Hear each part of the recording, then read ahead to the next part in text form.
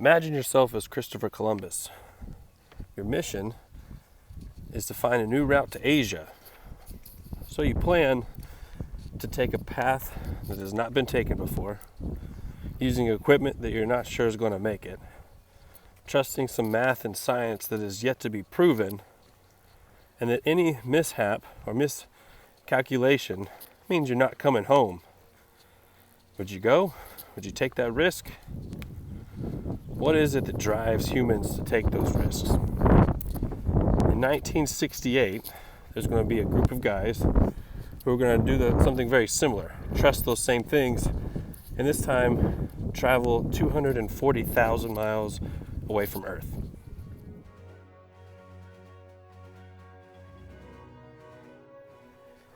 So during the Cold War, the race for rockets was on, and as we moved into the 60s, the race for space was on.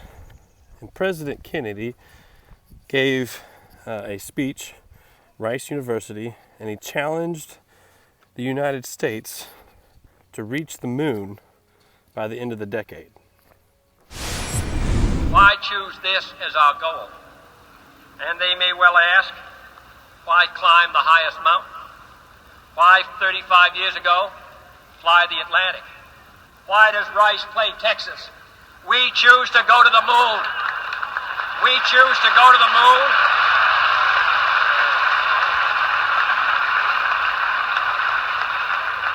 We choose to go to the moon in this decade and do the other things, not because they are easy, but because they are hard. Because that goal will serve to organize and measure the best of our energies and skills. Because that challenge is one that we're willing to accept, one we are unwilling to postpone, and one we intend to win. From the mastermind of the former Nazi scientist Wernher von Braun, the United States is going to create the Saturn V rocket. It stands 363 feet tall. When it's fueled, it weighed 6.2 million pounds. The force coming from this rocket created over 7 million pounds of thrust.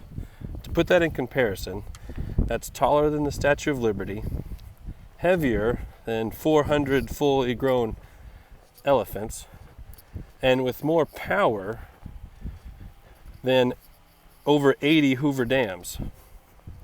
The amount of fuel consumed by each one of these rockets would take a car that got 30 miles a gallon around the Earth 800 times. That's pretty crazy.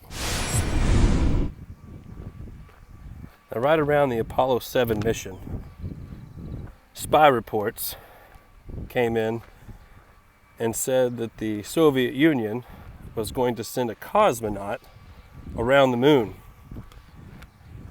So in order to not get beat, NASA made some bold moves and turned Apollo 8 into a lunar orbiting mission.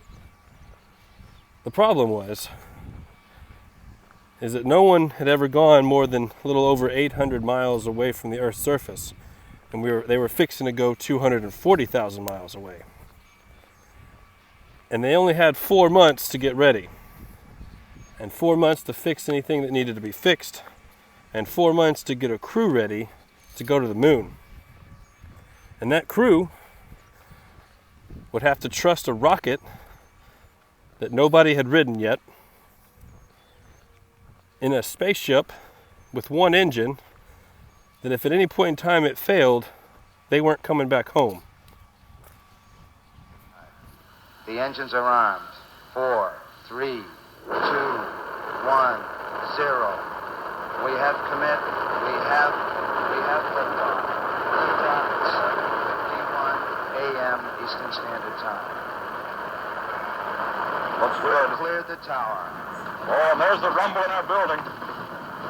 It looks good. It looks like a good flight. Now, after a successful launch and the spacecraft now in Earth's orbit, the next phase was known as the trans-lunar insertion. The astronauts were skeptical that they would ever get this order, because they knew that NASA would require everything to be exactly perfect. So to their surprise, they receive a message from Houston telling them that they are go for TLI. And so the crew fires the rocket. They sped to 25,000 miles an hour and began their several-day journey to the moon. Now the scientists and doctors weren't sure exactly how the human body would react to traveling outside of Earth's atmospheres. And a few things happened.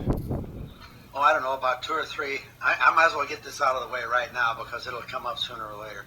It came up.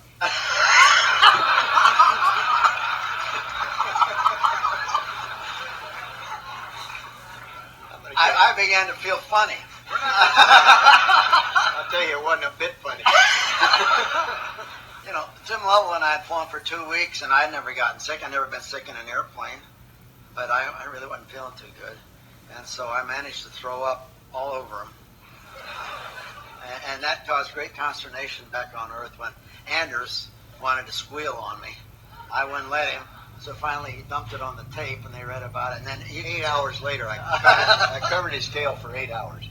But interestingly enough, all the scientists, and Dr. Van Allen was convinced that we got fried going through his ionosphere belt.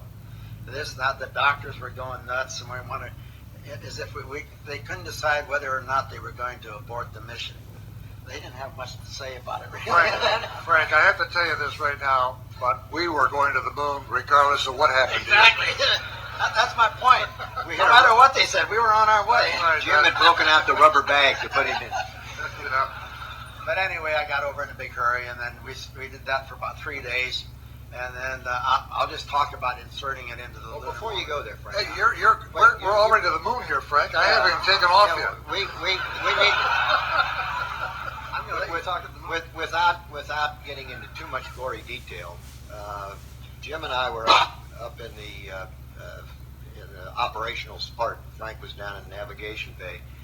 And out of the navigation bay came this blob, kind of greenish, yellowish. And as a physicist, it intrigued me because it had this three-dimensional oscillation. And Jim was sitting over here, and we were both fascinated by it, you know. And I was thinking, God, I ought to get a picture of that, you know. And then it split. Let me wait a minute, it's my story. And it's not quite true, but it's still a good story. And the conservation momentum would say that when it split, the little part would go one way and the other would part. So it was kind of hitting this, and one part went this way and the other part went right towards Jim. And I'll never forget, his eyes just came in like that, like a fried egg on his chest. You owe him one, Frank. Once the crew maneuvered the spacecraft into lunar orbit, astronaut Jim Lovell said they were like kids standing outside a candy shop. They were the first humans to ever look down with the naked eye on the moon. The mission had several key things to get done, but one of the most iconic pictures they came back with was what they called the Earthrise. Picture of Earth rising up over the lunar landscape.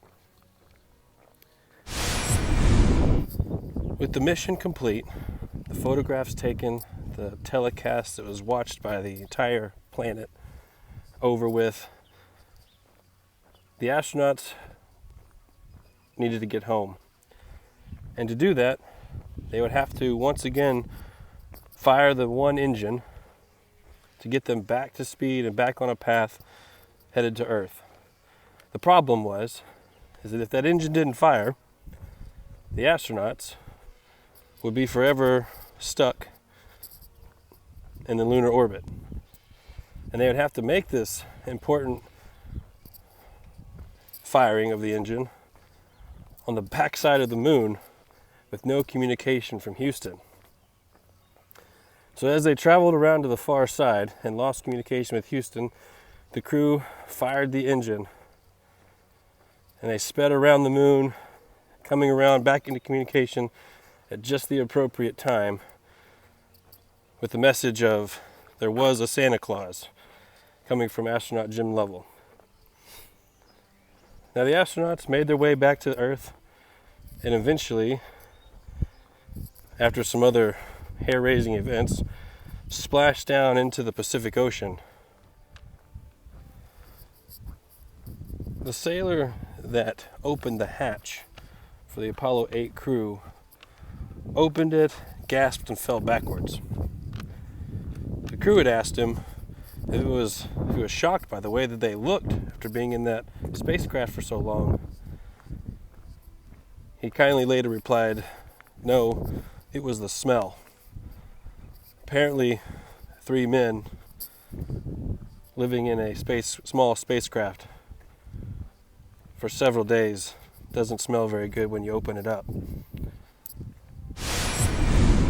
In the end, the gamble for Apollo 8 as a lunar orbiting mission was a success. And NASA and the world now knew that humans could get to the moon. Now the race was on to land on the moon. Apollo missions 9 and 10 both tested the equipment that would be used for the Apollo 11 crew to land on the moon in 1969. Boy, look at those pictures. Wow.